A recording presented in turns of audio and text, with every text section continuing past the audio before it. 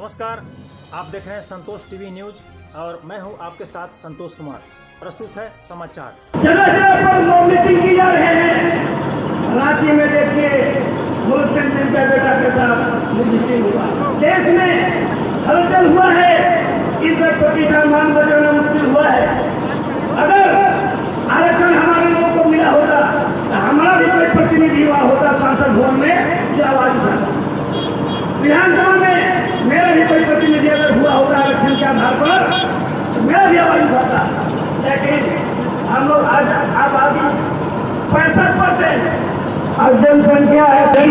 आदरणीय ब्रह्मदेव प्रसाद जी, जुगलपाल जी, विनोद कुमार जी, राजनारायण पटेल जी जैसे नौजवानों ने ओबीसी समाज के लिए बहुत बड़ा लकीर प्रमुख परमंडल की धरती से इन्होंने 25 दिसंबर को एक मीटिंग बुलाया और हमारे नौजवानों सैकड़ों नौजवान हमारे जैसे लोगों को बुलाकर और कहा कि अब वो ओबीसी समाज के लोग लोगों के साथ बहुत अत्याचार हो रहा है, ओबीसी समाज का आरक्षण का हत्या हो रहा है, इसकी लड़ाई कौन लड़ेगा?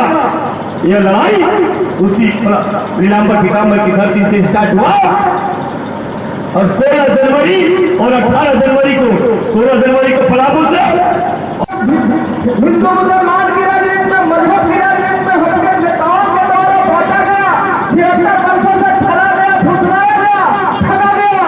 इसी को लेकर के हम लोगों के नौजवानों के मन में विचार आया कि अब हम लोग जात पात की राजनीति नहीं करेंगे, हम लोग समाज में राजनीति करेंगे। पिछड़ा समाज होगा, इसको कोई माई का लाल नहीं रोक पाएगा। हम अधिकार लेने के लिए ये धूर्ती के बाजार में कहने के लिए आया। साथियों, हमको इससे भी परहेज नहीं है कि आप हमारा दलित भाई को क्यों आरक्षण मिला, आदिवासी भाई को क्यों आरक्षण मिला, उनका हक अधिकार तो सरकार ने उनको दिया। हमें खुशी है कि हम तमाम ओबीसी के भाई लोगों ने दलित और आदिवासी की लड़ाई लड़ करके उनको आरक्षण दिलाने का काम किया। को भी आरक्षण मिला, मुझे उनसे कोई दिक्कत और परेशानी नहीं है। लेकिन हमारा पिछड़ा समाज जो देश के आधा आबादी से ज्यादा है, लेकिन उसको सरकार ठेंगा दिखाने का काम करता है। इसीलिए हम आंदोलन करने के लिए आए हैं और अपना हक अधिकार लेने के लिए आए हैं, बात समझाने के लिए आए हैं। आज तक हमको मसीहा कर्पूरी ठाकुर, ललाई सिंह यादव, शेख भिखारी, पीर अब्दुल हमीद, अब्दुल कलाम, फूलन देवी, जगदेव प्रसाद कुशवाहा को नमन करता हूँ और प्रणाम करता हूँ धूर्ती की धरती को। और आज इस कार्यक्रम में मेरे साथ आए मेरे छोटे भाई खरौदी प्रखंड के उप प्रमुख कुर्मी का बेटा गोरखनाथ चौधरी जी, वरुण यादव जी, अध्यक्षता करे अख्तर जी और हमारी आवाज को बहुत बड़ी और शालीनता से सुन रहे धूर्ती के हमारे पिता, हमारी माताएं, व्यवसायी भाइयों और अपने नौजवानी के खून से लबरेज मेरे नौजवान साथियों, मैं ओबीसी एकता एवं अधिकार मंच की ओर से आप सभी लोगों को प्रणाम करता हूँ, आदाब करता हूँ।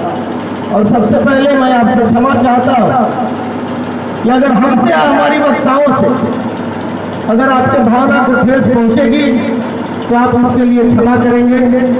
और मैं इस मंच से किसी भी राजनीतिक दल का नाम या किसी भी राजनेता का आलोचना हम करने नहीं आए हैं, क्योंकि यह बड़ी मंच है और बड़ा जमात का मंच है। ओबीसी इस देश में सबसे ज्यादा है और उसका पिछड़ा जातियों का यह मंच है और इतना बड़ा मंच से छोटे छोटे लोगों का नाम लेना हम मुनासिब नहीं समझते।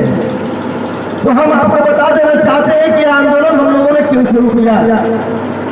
यह आंदोलन इसलिए शुरू किया गया कि आपको याद होगा कभी पलामू, लातेहार, गढ़वा समेत पूरे झारखंड में बहाली निकला होगा। उसके बाद अन्य बहालियां भी आने वाली है सरकार की और सरकार को चेताना है हमको, चाहे वो केंद्र की सरकार हो चाहे राज्य की सरकार हो। और होम गार्ड की बहाली निकला तो उसमें दलित समाज के लिए जगह था, आदिवासी समाज के लिए कोटा रिजर्व था, स्वर्ण जातियों के लिए कोटा रिजर्व था, लेकिन पिछड़ी जातियों के लिए कोटा रिजर्व नहीं था। इस बात को आप लोग जानते हो। और यह लड़ाई न कोई सांसद शुरू किया न कोई विधायक शुरू किया। पिछड़ी जाति में पैदा होने के नाते पलामू प्रमंडल के जो हम लोग बुद्धिजीवी समाज के लोग हैं, चाहे वह हिंदू हो चाहे मुसलमान हो महागठबंधन के निर्माण में हम लोगों ने मीटिंग किया और उसमें जुगल पाल जैसे लोग, असरफी चंद्रवंशी जैसे लोग, विनोद प्रसाद जैसे लोग, राजनारायण पटेल जी, ब्रह्मदेव प्रसाद जी, रामदास साहू जी, मेरे जैसा कहार का बेटा अख्तर अंसारी, वरुण यादव, गोरखनाथ चौधरी जैसे हम लोग सैकड़ों लोगों ने बैठकर मंथन किया कि अगर इस समाज की लड़ाई हम लोग नहीं लड़ेंगे तो आने वाला समय में समाज की लड़ाई कोई नहीं लड़ेगा। चुनाव आएगा तो सब लोग अपने विभिन्न दल पार्टी से आ जाएंगे, लेकिन समाज की बात करने के लिए कोई नहीं है।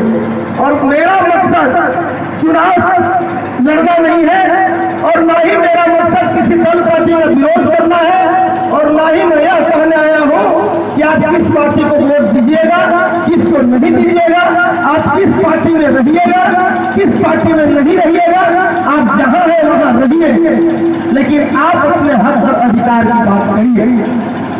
इस देश में दलित समाज, बोगी, पसवान, चमार, भुइया, मुसहर, डोम समेत जितने दलित समाज हैं उनकी आबादी इस देश में 18% है और उनको इस देश में 12.5% आरक्षण मिल रहा है।